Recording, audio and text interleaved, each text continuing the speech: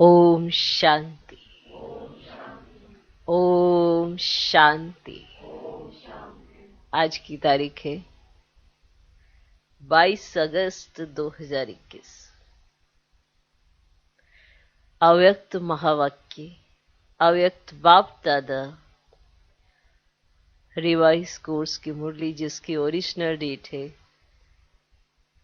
7 मार्च 1988। मुरली का सार,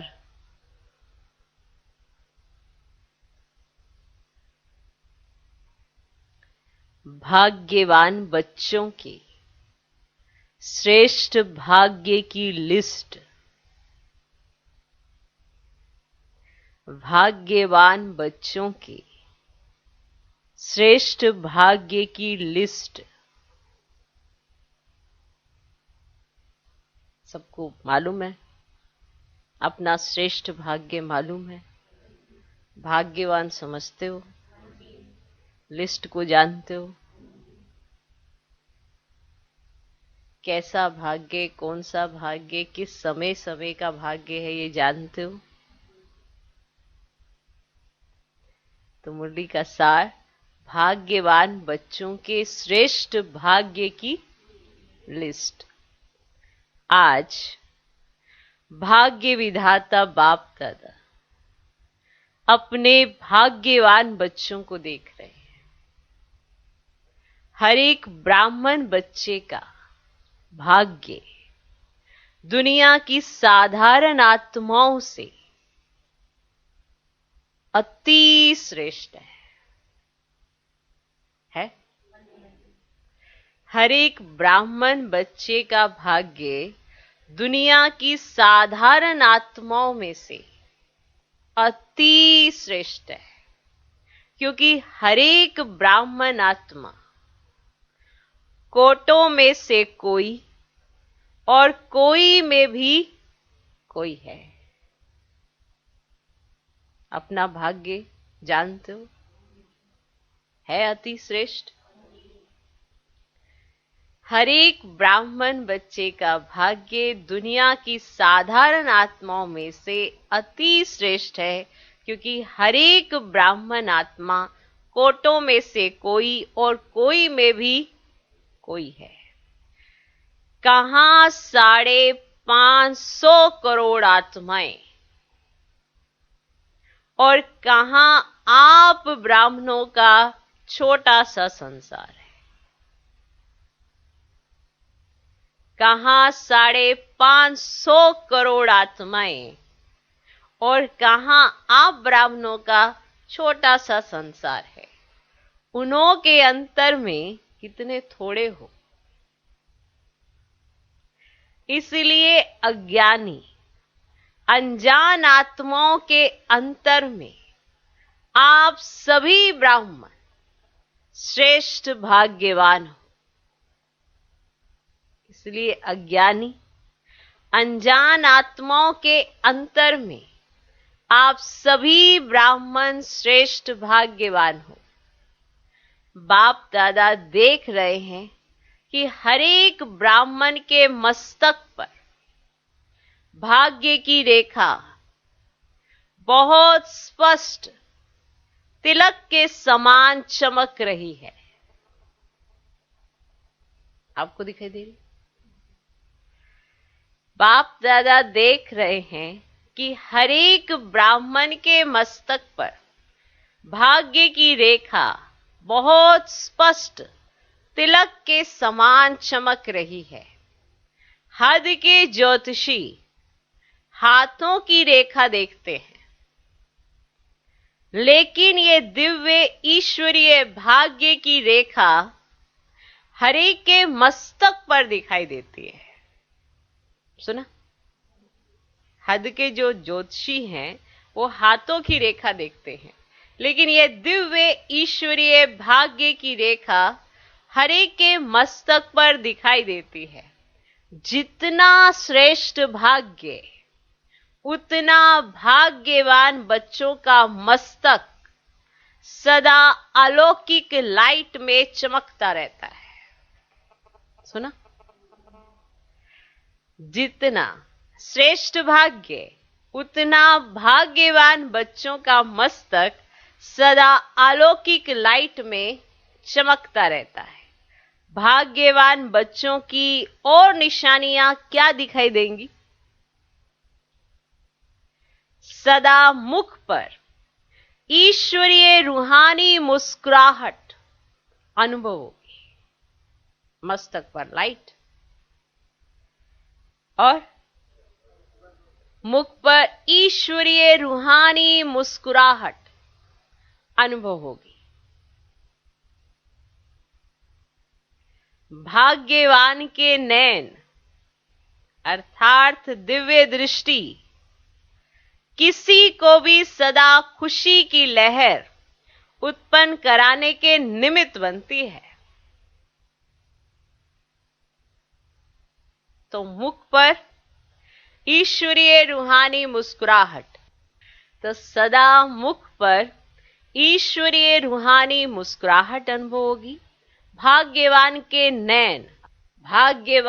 नैन अर्थात दिव्य दृष्टि किसी को भी सदा खुशी की लहर उत्पन्न कराने के निमित्त बनती है। भाग्यवान के नैन, जिसने भाग्यवान के नैन देख लिए वो किसी को भी है ना, दिव्य दृष्टि किसी को भी सदा खुशी की लहर उत्पन्न कराने के निमित्त बनती है। जिसको भी दृष्टि मिलेगी वह रूहानियत का, रूहानी बाप का, परमात्म याद का अनुभव करेगा। ये किसके नैन है? भाग्यवान के। तो भाग्यवान के नैन अर्थात दिव्य दृष्टि किसी को भी सदा खुशी की लहर उत्पन्न कराने के निमित्त बनती है। जिसको भी दृष्टि मिलेगी वह रूहानियत का, रूहानी बाप का, परमात्म याद का अनुभव करेगा। भाग्यवान आत्मा के संपर्क में,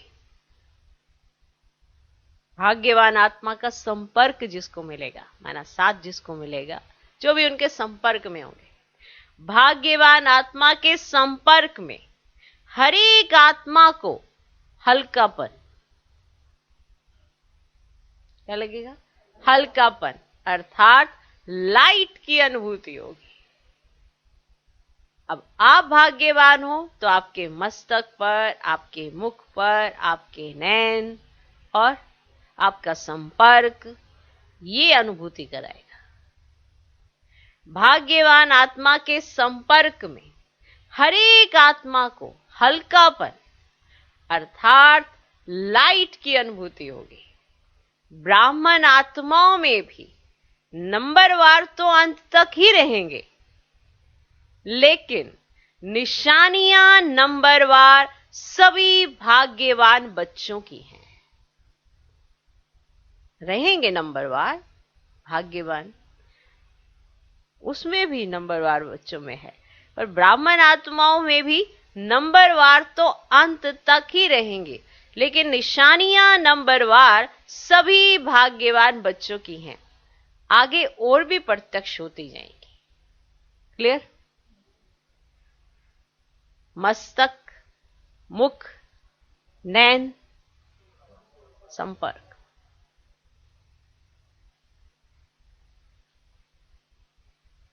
तो भाग्यवान आत्मा इस तरह से अपने भाग्य को दिखाती है, क्योंकि किसी को नहीं पता कि आप भाग्यवान हैं, लेकिन दूसरे को अगर ये अनुभूति हो रही है, हल्कापन महसूस होता है, तो फिर आप भाग्यवान हैं।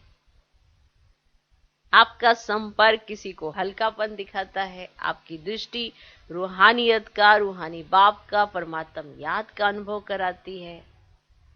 कितनी वंडरफुल बातें है ना? वंडरफुल। अभी थोड़ा समय को आगे बढ़ने दो, है ना, और भी सब चीजें प्रत्यक्ष होंगी। अभी थोड़ा समय को आगे बढ़ने दो। थोड़े समय में जब अति और अंत दोनों ही अनुभव होगा, तो चारों ओर अनजान आत्माएं हद के वैराग्य वृत्ति में आएंगी और आप भाग्यवान आत्माएं बेहद के वैराग्य वृत्ति के अनुभव में होंगी। क्लियर हुआ? थोड़ा सा और समय आगे बढ़ने दो, अति और अंत दोनों ही अनुभव होगा। तो चारों ओर अनजान आत्माएं हद के वैराग्य वृत्ति में आएंगी और आप भाग्यवान आत्माएं बेहद के वैराग्य वृत्ति के अनुभव में होंगी। और तो दुनिया वालों में भी वैराग्य नहीं है। अभी तो दुनिया वालों में भी वैराग्य नहीं है। अगर थोड़ी बहुत रिहर्सल होती भी है तो और ही अलवेलेपन की नींद में सो जाते हैं कि यह तो होता ही रहता है ना। अगर थोड़ी सी भी रिहर्सल होती है, कोई भी सीन आसपास ऐसा दिखाई देता है कि अभी तो अति हो गई है और जैसे कि अंत आने वाला हो, तो वो और ही अलबेलेपन की नींद में सो जाते कि ये तो होता ही रहता है। लेकिन जब अति और अंत के नजारे सामने आएंगे तो स्वतः ही हद की वैराग्य वृत्ति उत्पन्न होगी और अति टेंशन होने के कारण सभी का टेंशन एक बाप तरफ जाएगा। क्योंकि जब इस तरह से टेंशन बढ़ता है तो ही भगवान की तरफ अटेंशन जाता है। ऐसे तो किसी को भगवान याद ही नहीं आता है। जब टेंशन बढ़ता है तो अटेंशन जाता है। जब अति और अंत के नजारे सामने आएंगे तो स्वतः ही हद की वैराग्य वृत्ति उत्पन्न होगी और अति टेंशन माना तनाव के कारण सभी का टेंशन माना ध्यान एक बाप की तरफ जाएगा। उस समय सर्वात्माओं की दिल से आवाज निकलेगी कि सबका रचयिता, सभी का बाप एक है और बुद्धि अनेक तरफ से निकल एक तरफ स्वतः ही जाएगी। समझा? ये होने का है। बुद्धि अनेक तरफों से निकलकर एक तरफ जाएगी। ऐसे समय पर आप भाग्यवान आत्माओं की बेहद के वैराग्य वृत्ति की स्थिति स्वतः और निरंतर हो जाएगी और हरेक के मस्तक से भाग्य की रेखाएं स्पष्ट दिखाई देंगी। ऐसे समय पर आप भाग्यवान आत्माओं की बेहद के वैराग्य वृत्ति की स्थिति स्वतः और निरंतर हो जाएगी और हरेक के मस्तक से भाग्य की रेखाएं स्पष्ट दिखाई देंगी। अभी भी श्रेष्ठ भाग्यवान बच्चों की बुद्धि में सदा क्या रहता? अभी भी श्रेष्ठ भाग्यवान बच्चों की बुद्धि में सदा क्या रहता? भगवान और भाग्य। क्या रहता है? भगवान और भाग्य। क्या रहता है? भगवान और भाग्य। अमृत वेले से अपने भाग्य की लिस्ट निकालो। चलो लिखो आप स्वयं लिखो। अमृत वेले से लेकर रात्रि तक अपना भाग्य लिखो। 3 मिनट देते हैं, लिखो।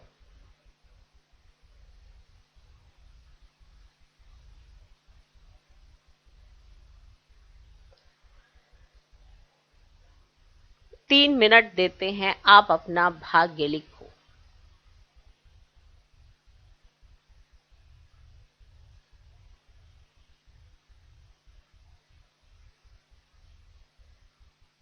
आप अपना भाग्य लिखो, फिर भगवान आपको आपका भाग्य दिखाएगा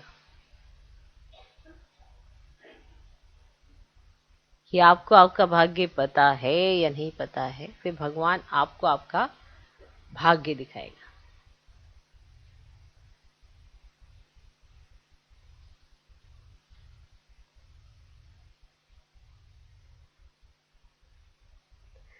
अमृत वेले से अपने भाग्य की लिस्ट निकालो। भाग्यवान बच्चों को अमृत वेले स्वयं बाप उठाते भी हैं और आह्वान भी करते हैं। आपका आह्वान भी करते हैं ना, आओ बच्चे, भाग्यवान बच्चों को अमृत वेले स्वयं बाप उठाते भी हैं और आह्वान भी करते हैं। जो अति स्नेही बच्चे हैं, जो अति स्नेही बच्चे हैं, उन्हों का अनुभव है कि सोने भी चाहे तो कोई सोने नहीं दे रहा है। जो अति स्नेही बच्चे हैं, उन्हों का अनुभव है कि सोना भी चाहे, माना सोने भी चाहे तो कोई सोने नहीं दे रहा है, कोई उठा रहा है, बुला रहा है। होता है ऐसा अनुभव? होता है, कोई उठा रहा है, कोई बुला रहा है, ऐसे अनुभव होता है ना। अमृत वेले से अपना भाग्य देखो। भक्ति में देवताओं को भगवान समझ भक्त घंटी बजाकर, ना अगर कोई सोया हो और घंटी बज जाए तो कैसे होता है? एक घंटी कौन बजा रहा है ना? तो वो भक्ति में देवताओं को भगवान समझ भक्त घंटी बजाकर उठाते हैं। माना जो कर्म भगवान ने हमारे लिए किया, हमने मतलब उल्टा उन्हीं पे जाओ घंटा बजाओ जाके, मतलब वो सोए हुए कि खुद सोए हुए। तो घंटी बजाकर, कईयों को बड़ा शौक होता है, घंटी हाथ में पकड़ लेंगे, बजाते रहेंगे उसको दिन से रात, वरना सोने नहीं देना। भक्ति में देवताओं को भगवान समझ भक्त घंटी बजाकर उठाते हैं और आपको भगवान खुद उठाते हैं। कितना भाग्य है। अभी आपका भाग्य आपको दिखाते हैं। आपने तो लिख लिया ना आपका भाग्य।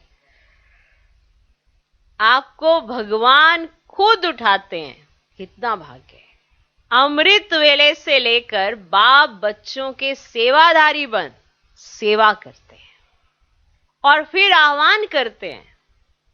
ना ये सेवा योग है ना, उठाना। बाप बच्चों की सेवा करते हैं, सेवाधारी बन सेवा करते हैं और फिर आह्वान करते हैं, आओ आओ, बाप समान स्थिति का अनुभव करो, मेरे साथ बैठ जाओ। ये आह्वान हुआ। आओ, बाप समान स्थिति का अनुभव करो, मेरे साथ बैठ जाओ। बाप कहां बैठा है? ऊंचे स्थान पर और ऊंची स्थिति में, है ना। बाप कहां बैठा है? ऊंचे स्थान पर, ऊंची स्थिति में। तो माना बाबा कहते हैं आप बाप समान स्थिति का अनुभव करो, मेरे पास आकर बैठ जाओ। बाप कहां बैठा है? ऊंचे स्थान पर और ऊंची स्थिति में। जब बाप के साथ बैठ जाएंगे तो स्थिति क्या होगी? क्या होगी? मेहनत क्यों करते हो? साथ में बैठ जाओ तो संग का रंग स्वतः ही लगेगा। आपको तो मेहनत की जरूरत ही नहीं है, आप सिर्फ साथ में बैठ जाओ। बैठ जाओ, साथ में बैठ जाओ तो संग का रंग स्वतः ही लगेगा। स्थान के परमान स्थिति स्वतः ही होगी। जैसे मधुबन के स्थान पर आते हो तो स्थिति क्या हो जाती है? जब मधुबन के स्थान पर आते हो तो स्थिति क्या हो जाती है? बताओ बताओ, जल्दी बताओ, क्या हो जाती है? योग लगाना पड़ता है या योग लगा हुआ ही रहता है? योग लगाना पड़ता है या योग लगा हुआ ही रहता है? क्या स्थिति हो जाती है? तभी तो यहां ज्यादा रहने की इच्छा रखते हो ना, तभी तो यहां ज्यादा रहने की इच्छा रखते हो ना। अगर योग लगा ही रहता है तभी तो आपको अच्छा लगता है, तभी तो आना चाहते हो ना। अभी सबको कहें, अभी अभी सबको कहें और 15 दिन रह जाओ, तो खुशी में नाचेंगे ना, है ना। तो जैसे स्थान का स्थिति पर प्रभाव पड़ता है कि कौन से स्थान पर है और उससे स्थिति कैसी बनती है, तो स्थान का स्थिति पर प्रभाव पड़ता है। ऐसे अमृत वेले या तो परम धाम में या तो सूक्ष्म वतन में चले जाओ, बाप के साथ बैठ जाओ, ठीक, या तो परम धाम में या सूक्ष्म वतन में चले जाओ, बाप के साथ बैठ जाओ। अमृत वेला शक्तिशाली होगा तो सारा दिन स्वतः ही मदद मिलेगी।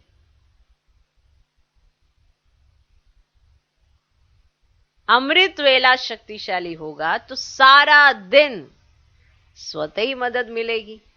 तो अपने भाग्य को स्मृति में रखो। वाह मेरा भाग्य, अपने भाग्य को स्मृति में रखो। वाह मेरा भाग्य। दिनचर्या ही भगवान से शुरू होती। वाह, दिनचर्या ही भगवान से शुरू होती। फिर अपना भाग्य देखो। बाप स्वयं शिक्षक बन कितना दूर देश से आपको पढ़ाने आता है। बाप स्वयं शिक्षक बन कितना दूर से आपको पढ़ाने आता है। लोग तो भगवान के पास जाने के लिए प्रयत्न करते कि भगवान के पास जाएं। लोग तो भगवान के पास जाने के लिए प्रयत्न करते और भगवान स्वयं आपके पास शिक्षक बन पढ़ाने आते हैं। भगवान स्वयं आपके पास शिक्षक बन पढ़ाने आते हैं। कितना भाग्य है, कितना भाग्य है ना। कई बच्चे अपने भाग्य को कोसते रहते हैं ना, मेरा भाग्य नहीं, मेरा भाग्य नहीं। तो आज भगवान दिखाई देता है आपको आपका भाग्य।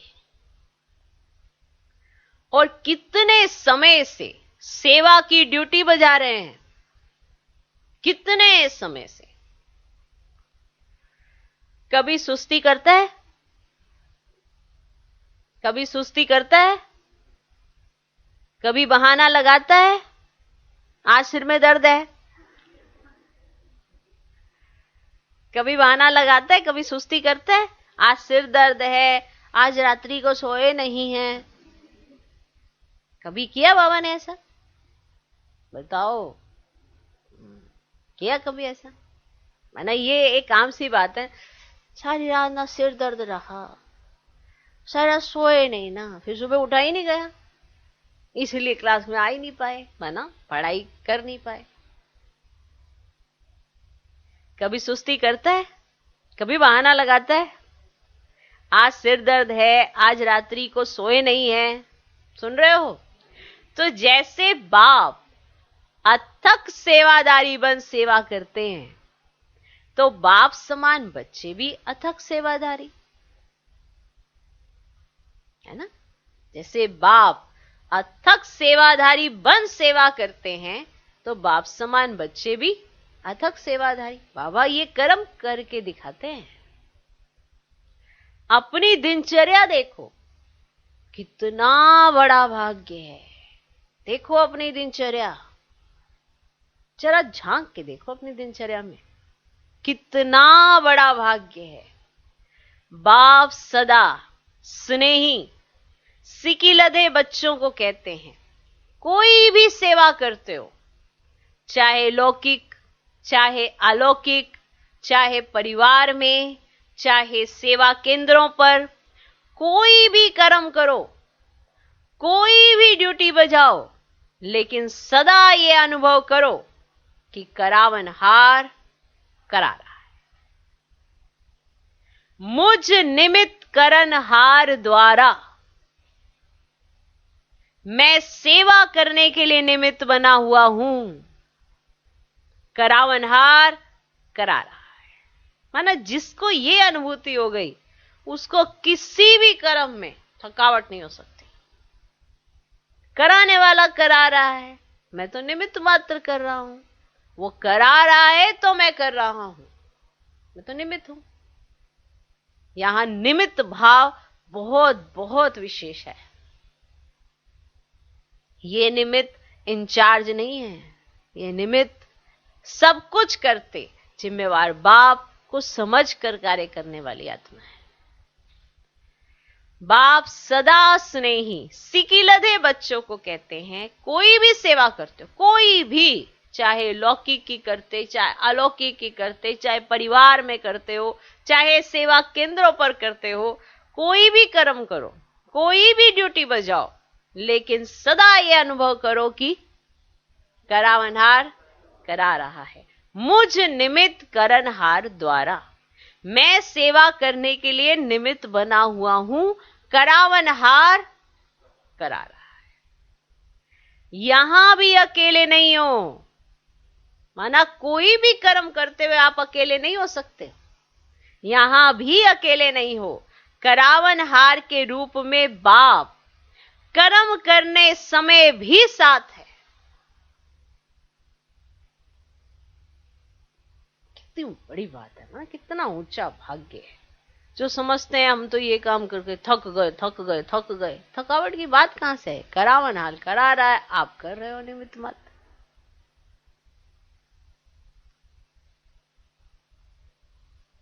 यहां भी आप अकेले नहीं हो। करावनहार के रूप में बाप कर्म करने समय भी साथ है। आप तो सिर्फ निमित्त हो, है ना, आप एक इंस्ट्रूमेंट है, कराने वाला करा रहा है, आप सिर्फ निमित्त हो। ये भाव बहुत ही श्रेष्ठ है। भगवान विशेष करावनहार है, अकेले करते ही क्यों हो? कोई भी कर्म कर रहे हो, चाहे लौकिक का, अलौकिक का, परिवार का, सेवा केंद्र का, यज्ञ का, कुछ भी करते हो, कराने वाला करा रहा है तो ही कर पाओगे। ये जो विशेष आत्माएं हैं, जो मीठे बच्चे हैं, जो सिकिलधे बच्चे हैं, वो ऐसा अनुभव करते हैं। क्या? करावनहार करा रहा है, मैं करनहार निमित्त मात्र हूं। अकेलापन कभी लगता ही नहीं। जो कभी कभी अकेलापन महसूस करते हैं, उन्हें दिखाई नहीं देता कि वो साथ कहां है, इसीलिए अकेलापन महसूस होता है, वरना हम अकेले हो ही नहीं सकते ब्राह्मण कभी भी। समझे? तो अकेले करते ही क्यों हो? अकेला मैं करता हूं ये भान रहता है, तो ये मैंपन का माया का दरवाजा है। अकेला मैं ही करता हूं, हर जिम्मेवारी मैं ही संभालू, अकेले मुझे ही सब कुछ देखना है, तो ये मैंपन का माया का दरवाजा है।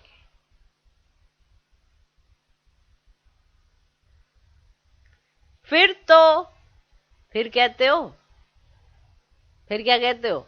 माया आ गई। फिर कहते हो माया आ गई। समझ में आया? अकेला मैं करता हूं ये भान रहता है, तो यह मैंपन माया का दरवाजा है। फिर कहते हो माया आ गई। जब दरवाजा खोला तो माया तो इंतजार में है, और आपने इंतजाम अच्छा कर लिया, तो क्यों नहीं आएगी? आप पूरा गेट खोल के रखते हो और फिर कहते हो ये आ गया, वो आ गया। जब माया आती है तो गेट तो पहले आप खोलते हो ना। मैं अकेला ही करता हूं, मैंपन का भान गेट खोल देता है माया के लिए, और फिर माया आ जाती है। फिर आपको अकेलापन महसूस होता है। सारा इंतजाम आपने करके रखा है, वो तो वैसे ही बैठी है इंतजार में। माया तो इंतजार में है और आपने इंतजाम अच्छा कर लिया है, तो क्यों नहीं आएगी? ये भी अपना भाग्य स्मृति में रखो कि बाप करावनहार हर कर्म में करा रहा है। यह भी अपना भाग्य स्मृति में रखो कि बाप करावनहार हर कर्म में करा रहा है, तो बोझ नहीं होगा। बोझ मालिक पर होता है, साथी जो होते हैं उन पर बोझ नहीं होता। ऐसे ही है ना, मालिक पे बोझ होता है, उसको जिंदा, साथी वाले ने तो पूर्ण काम करते हैं। हाँ जी, क्या अच्छा ये करना है, चलो ठीक है।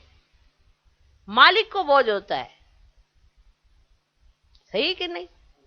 और बाकी तो साथी बन के कभी इधर से इधर कभी इधर से इधर करते रहेंगे।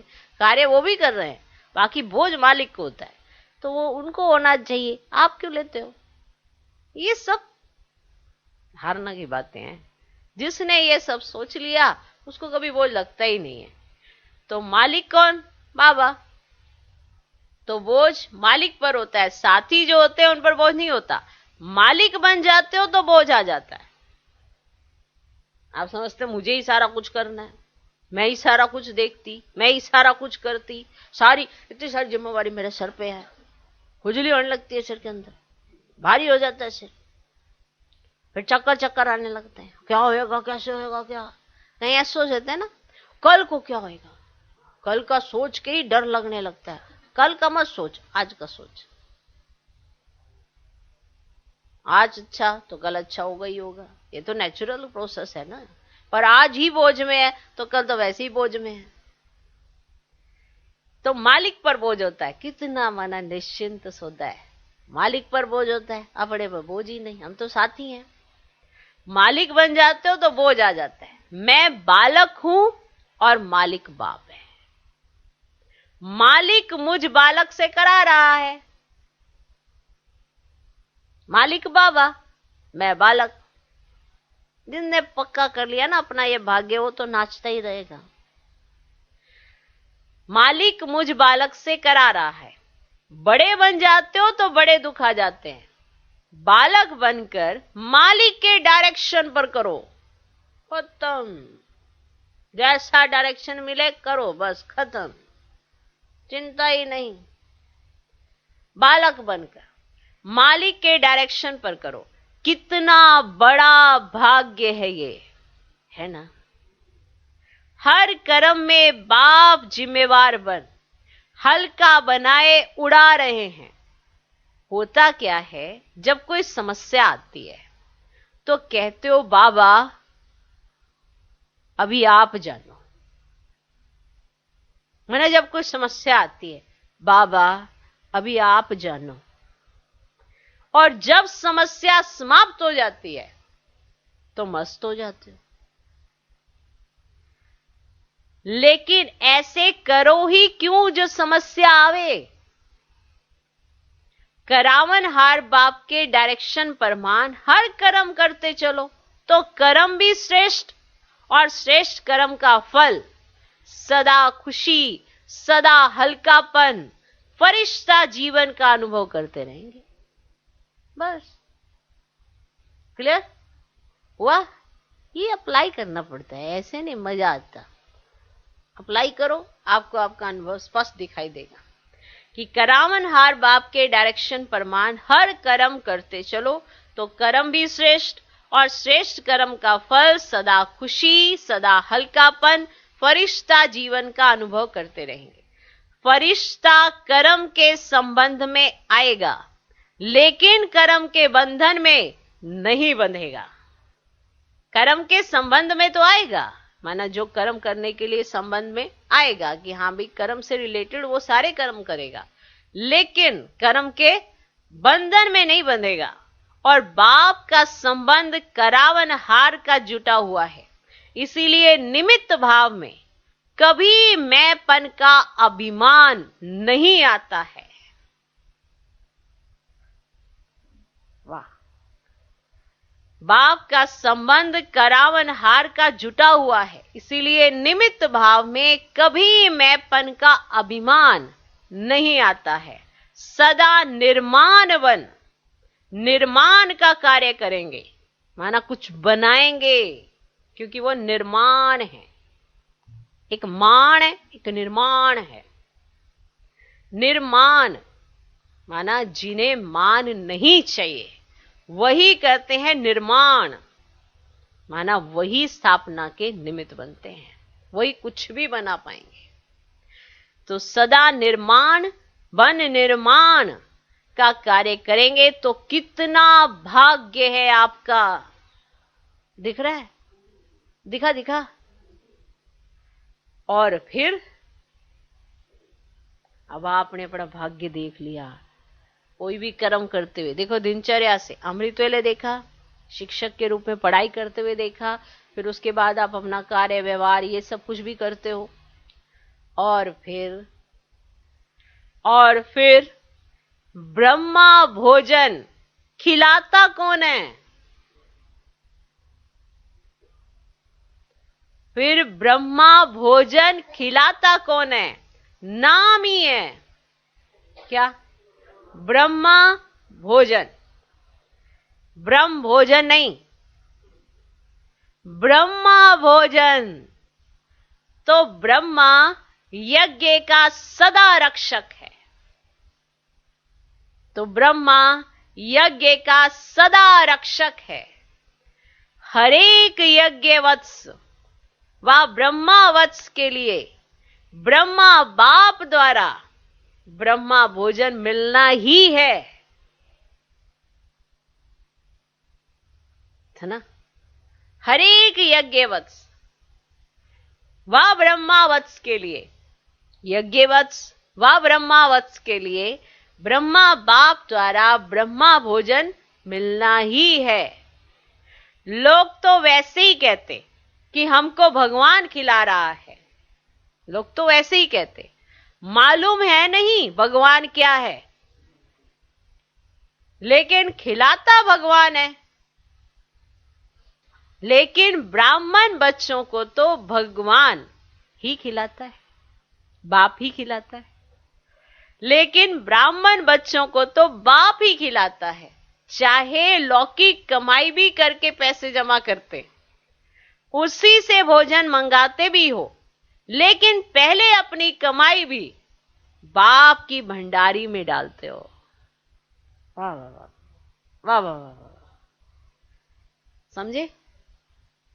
ब्राह्मण बच्चों को तो बाप ही खिलाता है, चाहे लौकिक कमाई भी करके पैसे जमा करते, उसी से भोजन मंगाते भी हो, लेकिन पहले अपनी कमाई भी बाप की भंडारी में डालते हो। बाप की भंडारी भोलानाथ का भंडारा बन जाता है। ठीक है, चाहे कोई यज्ञवत्स हो, माना जो समर्पित हैं, और ब्रह्मावत्स जो घर में भी रहते हैं लेकिन ब्राह्मण है, तो उनका भी बाबा ने बताया कि खिलाता कौन है। चाहे आप कमाई करते हो और उस कमाई से आप पहले कहां डालते हो? भंडारी में। तो जब भंडारी में डालते हो तो आपको कौन खिला रहा है? बाप खिलाता है। तो उसी भोजन से, माना उसी कमाई से आप भोजन मंगाते हो, लेकिन सबसे पहले वो कमाई कहां डालते हो? बाप की भंडारी में। तो बाप की भंडारी भोलानाथ का भंडारा बन जाता है। अगर पहली कमाई, माना पहला आप पुर बाप की भंडारी में डालते हो, तो वो बन जाता है आपका भोलानाथ का भंडारा। कभी भी इस विधि को भूलना नहीं कि अगर हर चीज हम पहले बाप के नाम से निकालते हैं ना, तो फिर हमारा भंडारा बन जाता है भोलानाथ का भंडारा। वाह! यज्ञवत्स हो चाहे ब्रह्मावत्स हो, ब्रह्मावत्स जो घर में रहते हैं, कमाई करते हैं, तो वो भी जब पहली चीज बाप के लिए निकालते हैं तो उनका पूरा भंडारा क्या बन जाता है? भोलानाथ का भंडारा बन जाता है, वो बाबा की भंडारी। वंडरफुल। तो कभी भी इस विधि को भूलना नहीं, नहीं तो सोचेंगे हम खुद कमाते खुद खाते हैं।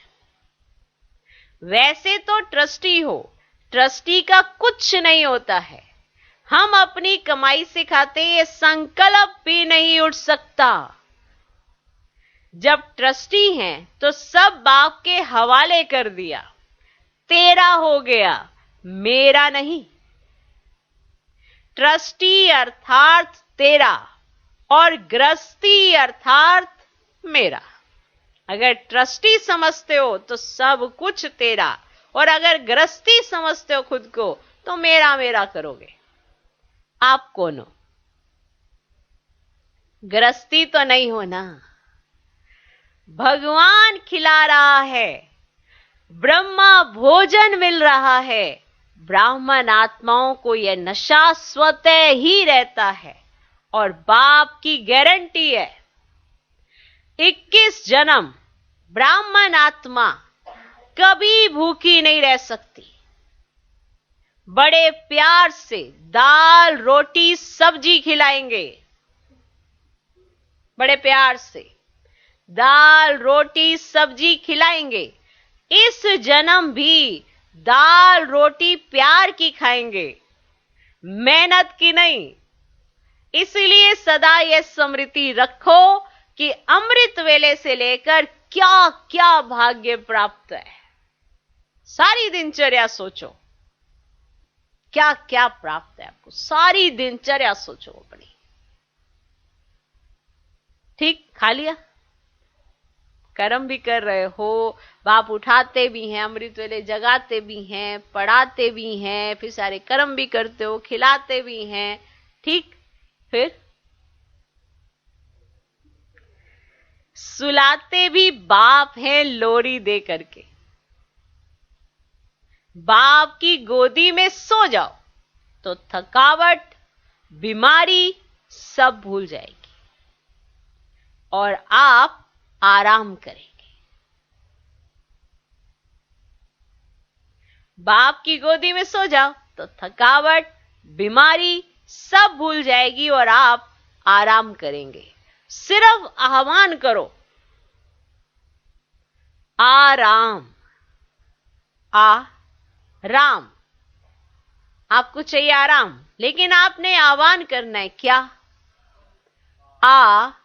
राम, तो आराम आ जाएगी। क्या आएगी? आराम। अकेले सोते हो तो और संकल्प चलते हैं। बाप के साथ याद की गोदी में सो जाओ। मीठे बच्चे, प्यारे बच्चे की लोरी सुनते सुनते सो जाओ। देखो कितना अलौकिक अनुभव होता है। माना ये सुनते, मीठे बच्चे, प्यारे बच्चे, इसकी लोरी सुनते सुनते सो जाओ। फिर देखो कितना अलौकिक अनुभव होता है। तो अमृत वेले से लेकर रात तक सब भगवान करा रहा है। चलाने वाला चला रहा है, कराने वाला करा रहा है। सदा इस भाग्य को स्मृति में रखो, इमर्ज करो। कोई हद का नशा भी जब तक पीते नहीं तब तक नशा नहीं चढ़ता। ऐसे ही सिर्फ बोतल में रखा हुआ हो तो नशा चढ़ेगा। यह भी बुद्धि में समाया हुआ तो है, लेकिन इसको यूज करो।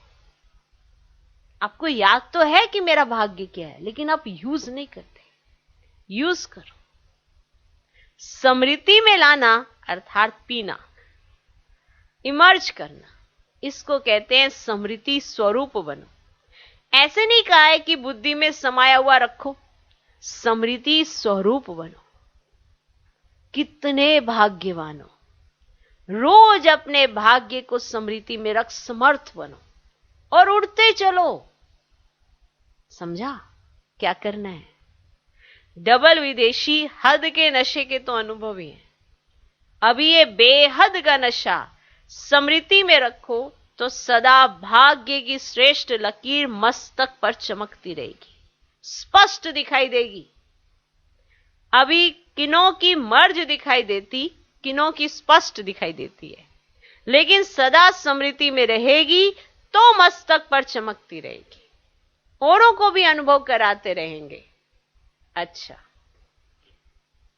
सदा भगवान और भाग्य, ऐसे स्मृति स्वरूप समर्थ आत्माओं को, सदा भगवान और भाग्य, ऐसे स्मृति स्वरूप समर्थ आत्माओं को सदा हर कर्म में करनहार बन, कर्म करने वाली श्रेष्ठ आत्माओं को सदा अमृत वेले बाप के साथ ऊंचे स्थान, ऊंची स्थिति पर स्थित रहने वाले भाग्यवान बच्चों को सदा अपने मस्तक द्वारा श्रेष्ठ भाग्य की रेखाएं औरों को अनुभव कराने वाले विशेष ब्राह्मणों को बाप दादा का याद प्यार और नमस्ते।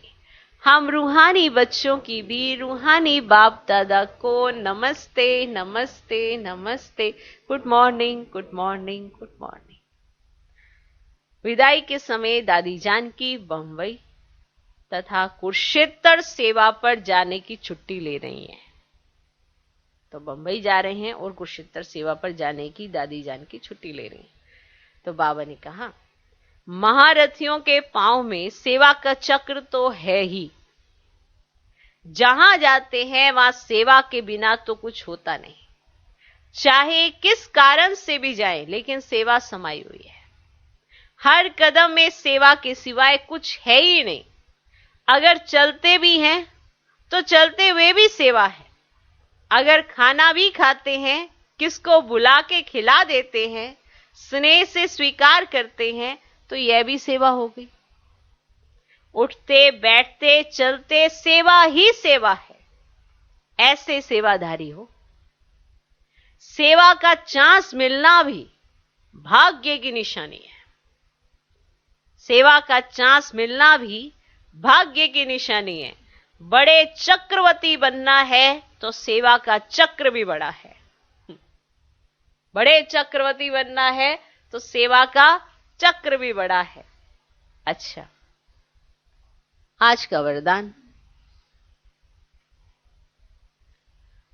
तमोगुनी वायुमंडल में अपनी स्थिति एक रस अचल अडोल रखने वाले मास्टर सर्वशक्तिमान भव। तमोगुनी वायुमंडल में अपनी स्थिति एक रस अचल अडोल रखने वाले मास्टर सर्वशक्तिमान भव।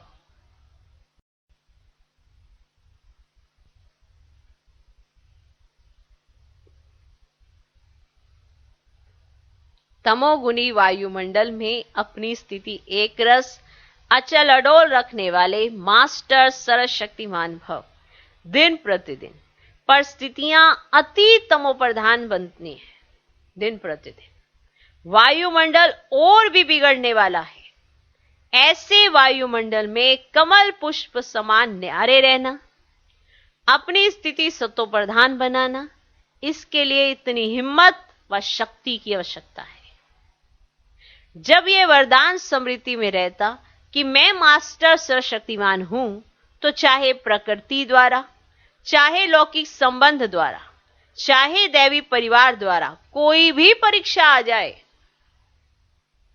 चाहे प्रकृति द्वारा, चाहे लौकिक संबंध द्वारा, चाहे दैवी परिवार द्वारा कोई भी परीक्षा आ जाए, उसमें सदा एक रस अचल अडोल रहेंगे। कौन सी स्थिति में? अगर मास्टर सर्वशक्तिवान हो, तो चाहे प्रकृति से आए पेपर, चाहे लौकिक से आए पेपर, चाहे अलौकिक से आए पेपर, तो सब में आपकी स्थिति एक रस अचल अडोल रहेंगे। आज का स्लोगन। वरदाता बाप को अपना सच्चा साथी बना लो। वरदाता बाप को अपना सच्चा साथी बना लो, तो वरदानों से झोली भरी रहेगी। वरदाता बाप को अपना सच्चा साथी बना लो, तो वरदानों से झोली भरी रहेगी। ओम शांति।